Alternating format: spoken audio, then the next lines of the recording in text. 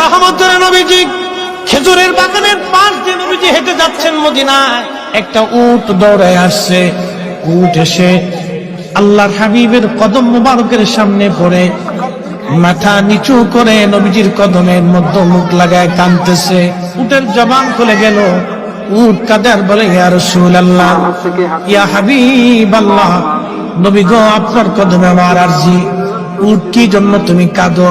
বলে, ইয়া রাসূলুল্লাহ, আমাকে শুধু মারে, আঘাত করে, কিন্তু খাদ্য দেয় না, কাজ বেশি বেশি করায়।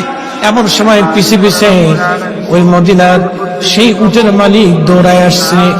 আল্লাহর নবী বললেন, ও উটের মালিক, তুমি কি উটের মালিক? বলে, হ্যাঁ ইয়া রাসূলুল্লাহ। তুমি কি তাকে খাবার কম দাও, কাজ বেশি করাও, এবং মাঝে মধ্যে তারে পিঠাও?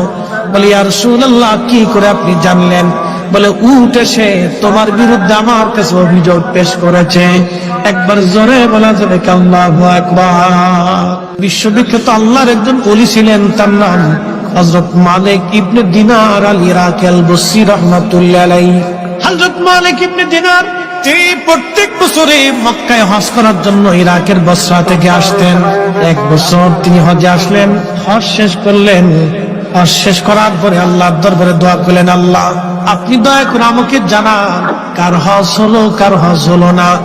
আপনি দয়া করে আমাকে একটু জানান আল্লাহ। উনি দোয়া করলেন, কান্নাকাটি করলেন, আল্লাহ, এত মানুষ হজে আসলো, কিন্তু দোয়া কবুল হলো কি হলো না জানা নাই। আল্লাহ রাব্বুল আলামিন রাত্রিবেলা হযরত মালিক ইবনে দিনারকে স্বপ্ন দেখাইলেন, মালিক রে, সবার হজ আমি আল্লাহ কবুল করেছি, সবার জীবনের গুনাহ আমি আল্লাহ মাফ করে দিয়েছি, কিন্তু একজন মানুষের দোয়া এবং একজন মানুষের হজ আমি আল্লাহ কবুল করি নাই, এবং একজন মানুষকে আমি আল্লাহ ক্ষমা করি নাই। লক্ষ লক্ষ মানুষ আমি মাফ করছি, কিন্তু একজনকে মাফ করি। তো মালিক ইবনে দিনার ইরাকি বসরি খুব চিন্তায় পড়ে গেল যে ওই একটা লোক যদি আমি হই, তাহলে আমার জীবন বরবাদ হয়ে গেছে। ওলিরা তো সবসময় আল্লাহকে খুশি করার জন্য নিয়োজিত থাকে। একসাথে বলবেন আল্লাহু আকবার।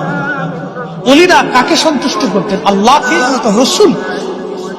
ওলিদের কাজই ছিল আল্লাহ তার রসুলকে খুশি করা।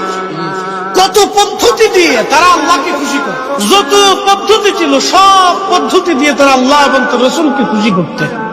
সবসময় তাদের কাজ ছিল আল্লাহ তার রসুলকে খুশি করা।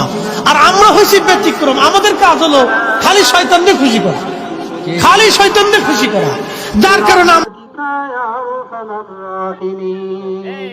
সময় হয়ে গেছে, আপনারা ইফতার করুন।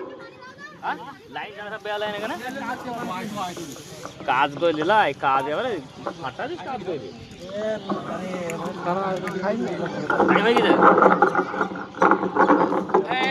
খাবার অন্য দিতে, খাবার অন্য